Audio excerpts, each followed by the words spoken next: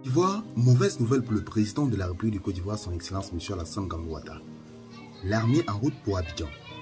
Les détails dans cette vidéo. Nous vous prions, mes chers amis, de suivre la vidéo jusqu'à la fin pour avoir tous les détails. Mais avant, sachez que cette vidéo n'est pas faite pour inciter à la haine ou à l'acharnement. Elle est juste à titre informatif, donc tâchez de rester poli, mais une fois de plus courtois dans les commentaires. Voici ce qu'a allé faire l'armée ivoirienne au palais présidentiel. Avant de continuer, nous avons d'abord une autre information qui risque de vous intéresser concernant la dette de la Côte d'Ivoire au Fonds monétaire international. Écoutez ce qu'il en est, écoutez très bien, écoutez jusqu'à la fin. Écoutez très bien, écoutez. La Côte d'Ivoire aurait des difficultés à payer ses crédits. Le système économique de M. FMI montre ses limites. Le pays s'est engagé sur la voie du surendettement par le biais du régime en place. Le pays chercherait 400 milliards, ce montant est à vérifier. Cependant, généralement, cet argent est recherché aux mains des fonds vautours internationaux, ceux qui rachètent les crédits des pays ou des entreprises. C'est comme ceux qu'on appelle ici dans la commune du plateau des marrouillards.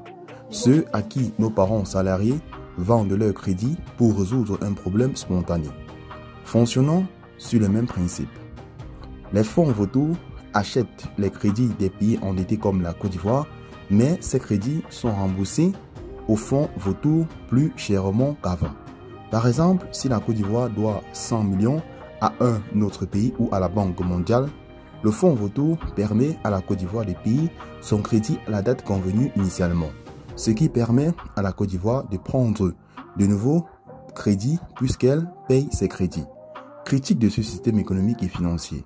La plupart des crédits de la Côte d'Ivoire, soit c'est pour construire des routes, des immeubles ou le fonctionnement de son administration. Cet argent ne peut donc pas générer des bénéfices récupérables pour rembourser les crédits investis.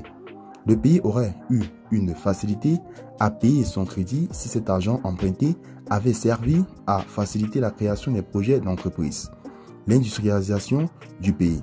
Non seulement ces entreprises allaient payer des impôts pour le compte des caisses de l'État, mais ceux qui ont bénéficié de ces crédits allaient rembourser aisément et le pays ne serait pas à la recherche des fonds vautours internationaux.